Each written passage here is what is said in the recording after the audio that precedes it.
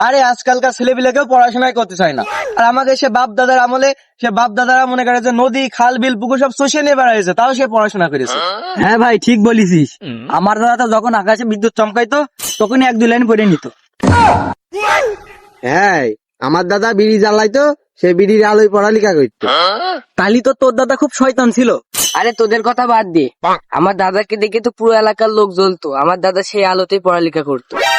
হ্যাঁ ভাই, আমি তো ঘড়ি আলো দিয়ে পড়াশোনা করেছি। আর আমি পাথর ঘষা দিয়ে যে ঝিলিকির আলো বেরোতো সে আলো দিয়ে পড়াশোনা করেছি। আরে ভাই, আমি তো কটা জোনাকি পোকা ধরে এনে ঘরে ছেড়ে দিতাম, দিয়ে সেই আলোয় পড়াশোনা করতাম।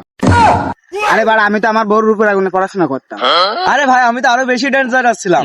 একটা বইতে আগুন জ্বালিয়ে দিয়ে ওই আলোয় আরো 2-4টা বই পড়ে ফেলতাম। কিন্তু ভাই, তুই একটা ভুল করেছিস। কি? তোর আর তোর বাপ দাদার এতই যদি পড়ার শখ ছিল, তাহলে একটা মোমবাতি কিনে নিতিস। ওরে শালা, তোর আর তোর বাপ দাদা যদি এত পড়াশোনার শখ ছিল, তাহলে তোরা দিনের বেলায় পড়াশোনা করতিস। ওরে শালা, তা তুই হাসিস কে? তোর দাদা তো 1 নম্বরে মূর্খ ছিল, জীবনে পড়ালেখাই করিনি। আরে ওর দাদা লোকের কাছে 2-4 টাকা চাল নিয়ে সব জমি জমি বেচে দিত।